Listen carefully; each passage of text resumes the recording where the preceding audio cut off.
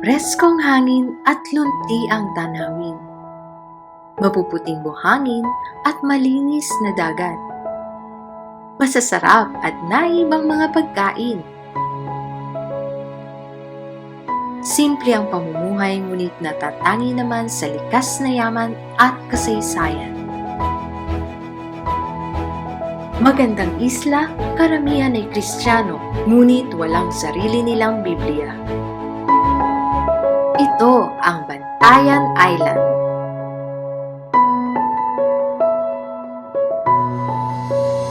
Ang Bantayan Island ay isa sa mga isla sa Pilipinas na matatagpuan sa Cebu.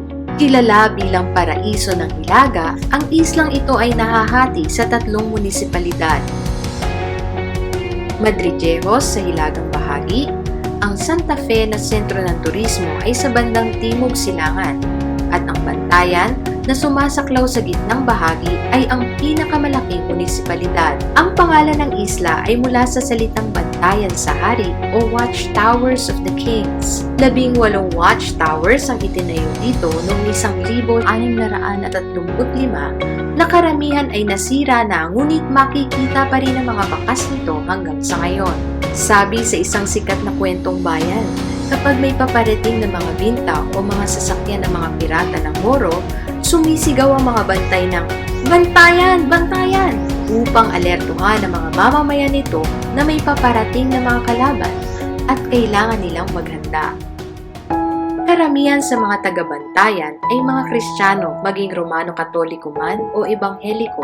Gayunpaman, wala silang Biblia sa kanilang sariling wika, walang paghahanda, walang espiritual na tanggulan.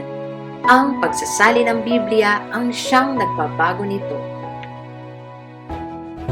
Ang paghubad kang Biblia, sangka proseso dya, kang pagsaylo kang kahulugan, halin sa orihinal nga sinulatan, pagto sa sangka hinambalan. Antis himuon ang sangka proyekto para sa paghubad kang Biblia sa sangka komunidad o kon language community. Ginausisa anay kun bala ang diyanga komunidad nagkakinahanglan gidman kang Biblia sa andang kaugalingon nga hambal.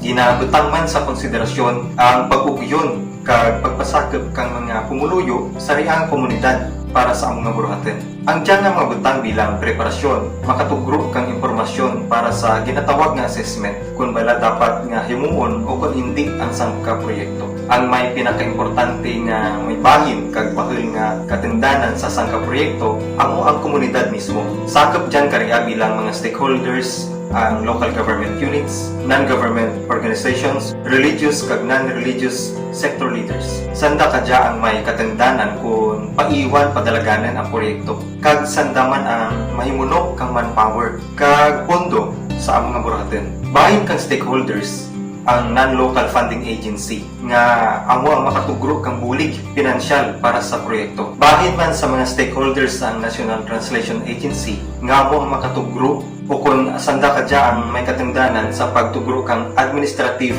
kag technical support para sa sangka proyekto. Andit kinahanglan natin nga mahubad ang bugos nga Biblia.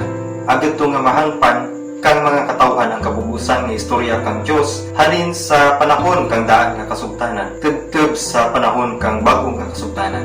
Ang mga tao diri sa isla medyo dili ganahan mubasa si Bible kay ang ilang sulti tungod kuno sa gitawag nga lisod kuno sabton ang Biblia, labi na kuno kung in English kag Cebuano o Tagalog.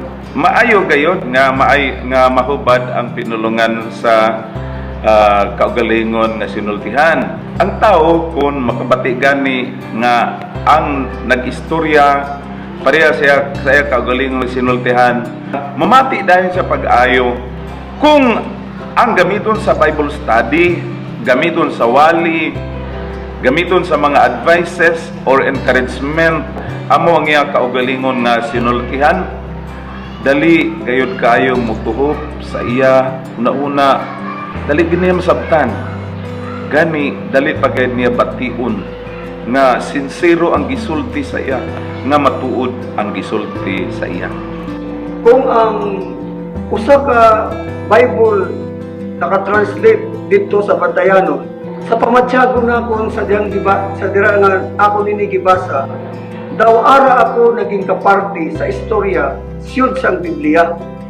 Amo nga ang tanan istorya, ang tanan nga mga pinulungan nga amon nabasa, kadali namon makuha gadayon kag amon gayud mabatyagan nga ini siya daw nituhok sa amon kasing-kasing. Amo gani nga importante gid kayo nga ini nga pinulungan ang bantayanon mahuman ini kayo tunta nga proyekto sa ikaayo sa amon mga luma diri nga taga-bantayanon. Amon gipasalamatan ang Ginoo tungod kay sa subong sini nga pamaagi matabangan mga taga diri sa isla nga ma-preserve ini nga lingwahe.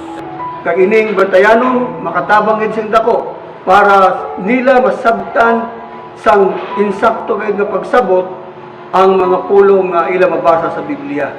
Makakabot kita sa tong mga tao nga diin na kinahanglan pa gyud kabuton nga lisod kayo nga pagkabot pinaagi sa paghatag sa ila sing lain nga pinulungan. Para sa akon nagtuo ako nga mas damo nga mga tao nga amon makabot kag madya dira sa tilihan sa Dios.